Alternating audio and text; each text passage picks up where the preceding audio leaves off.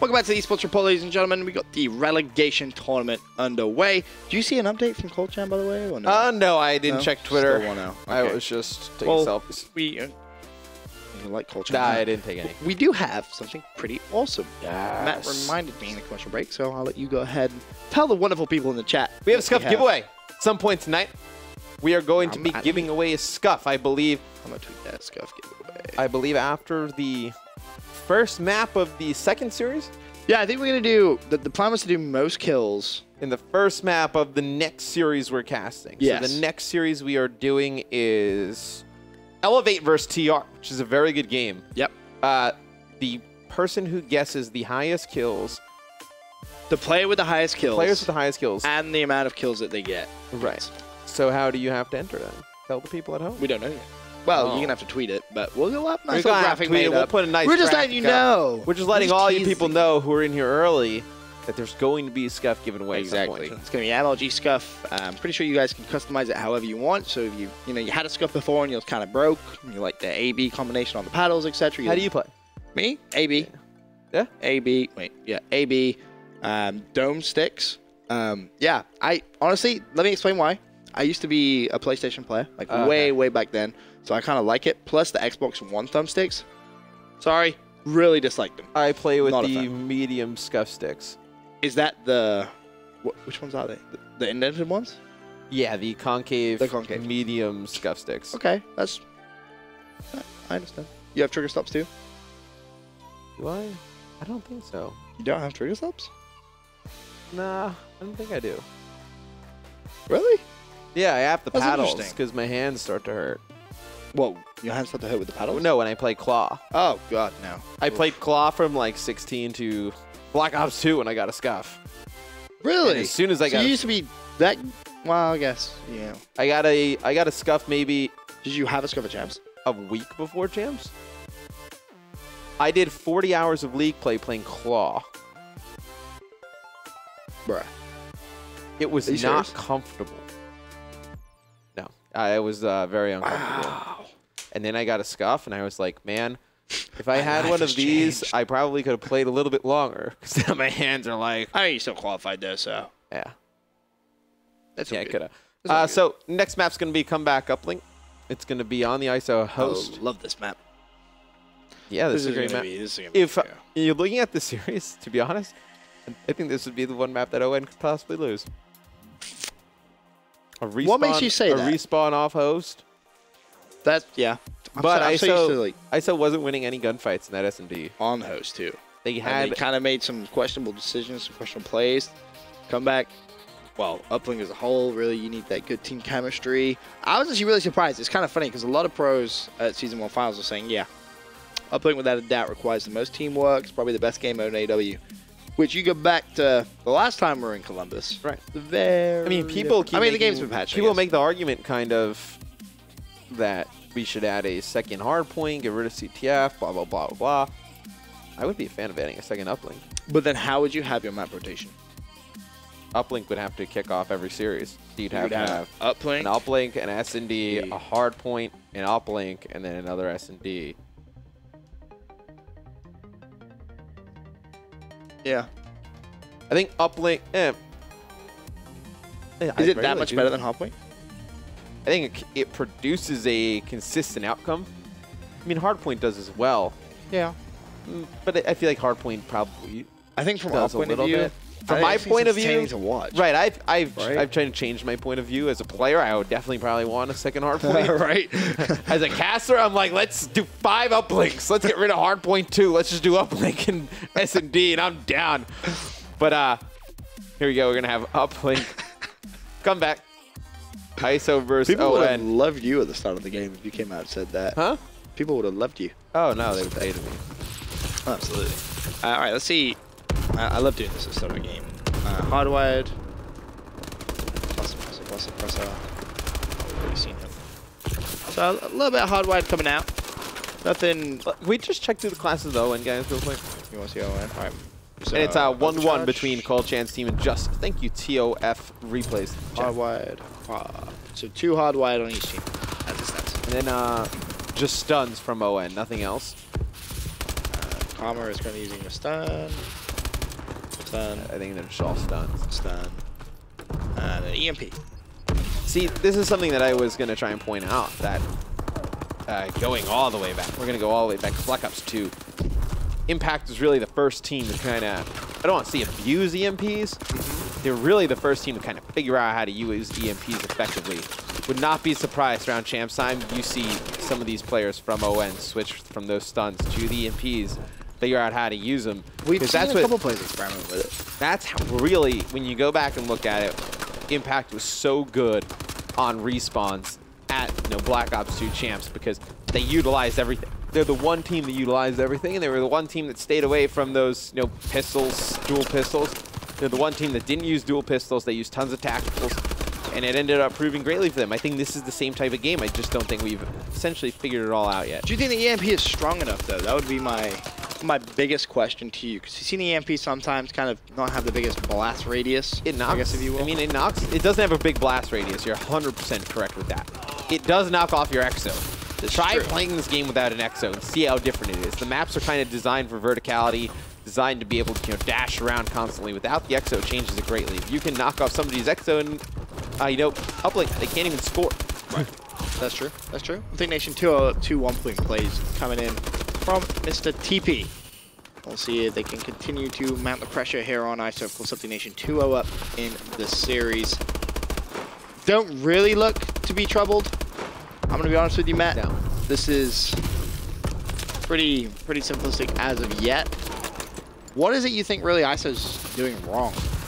Or is it just they've been a little bit unlucky and 2 1-point plays are slipped through? I mean, they were picking up kills, the ISO team. They're just not getting any control of the drone.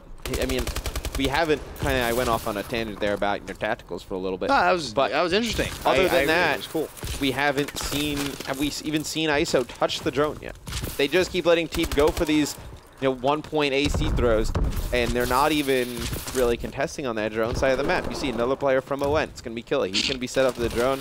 He's going to hit Ivy in the face with it like he doesn't exist. And he's just going to go in here and probably toss a 1-point play again. I love how Nation are just valuing the 1-point plays.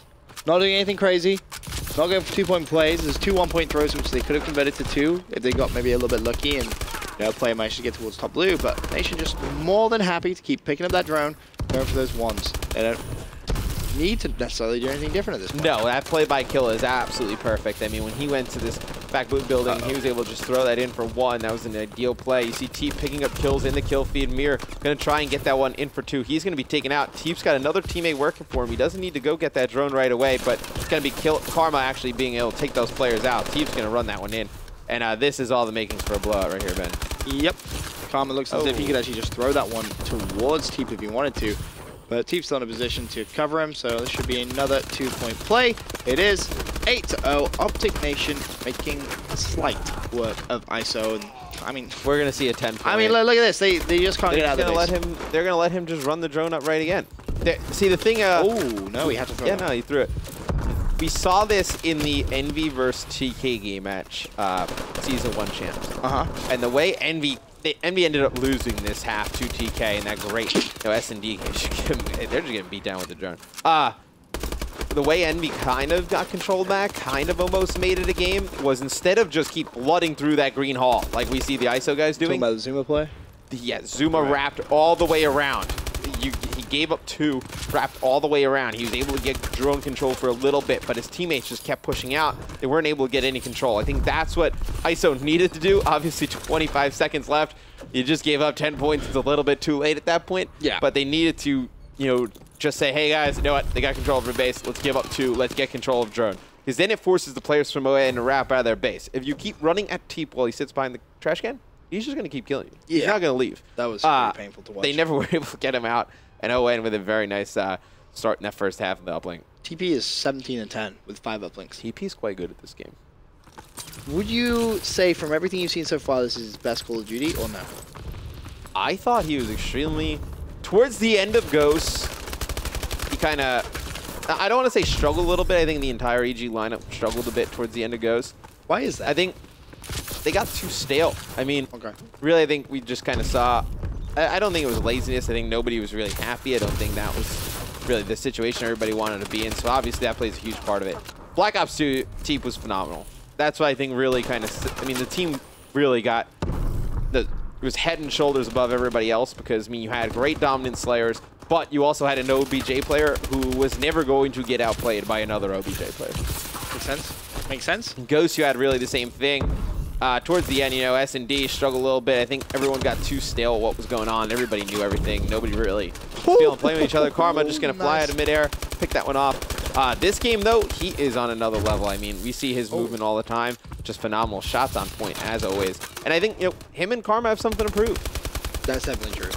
Definitely true. Evasion actually managed to pick up that drone, dunks it in. 6-point game, 3.5 minutes left. So ISO showing they still have some life in them.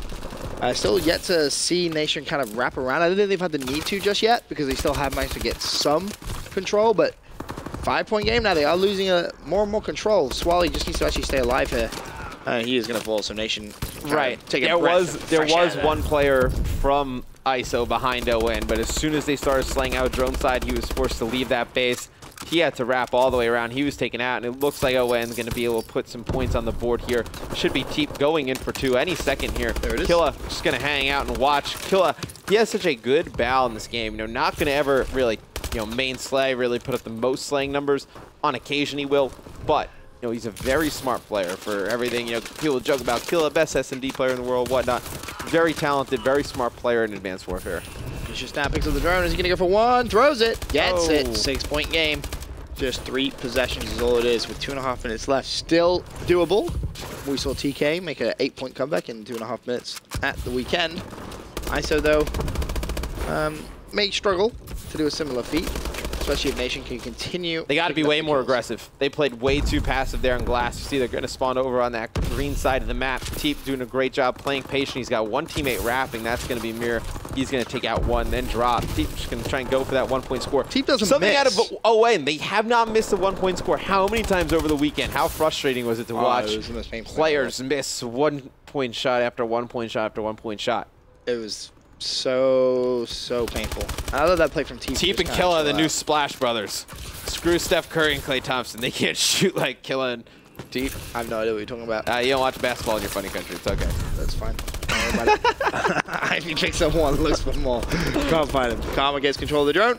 And 7-point lead, 1.5 left. You really don't know who Steph Curry and Klay Thompson are? No idea. Talk about Michael Jordan, Space Jam, then I got you. Hey, I'll show you some stuff on YouTube. Regardless of that, no idea what you're talking about. Anyway, Merkel's looking for kills. Should be able to pick him up. Ivy goes for 1.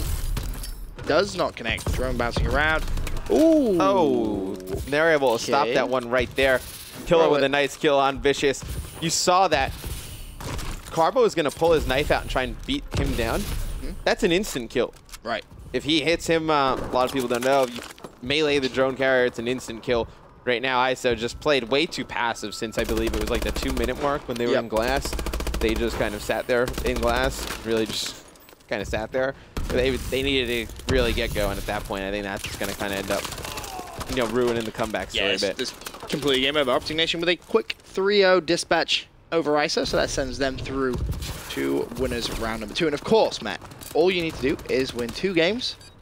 And you're in. And you're in, pretty much. It's a beautiful thing. So as long as you don't go into loser bracket. Yeah, as long as you don't go into loser bracket, then you got one more. But ON, they're not going to be in loser bracket because they're going to 3-0 ISO here in the first name of the day. Just the first name of the day? First game of the day. Just playing absolutely phenomenal. Who are those Splash Brothers or whatever you're talking about? They're baseball players. Yeah, I'll show you. Okay, show me the first break. Anyway, OpTic Nation 3-0. Pretty simplistic stuff from them. For now, quick commercial break, but do remember, we are giving away a scuff from the first map of our next series. So do stay tuned, tweet out the stream. We are back.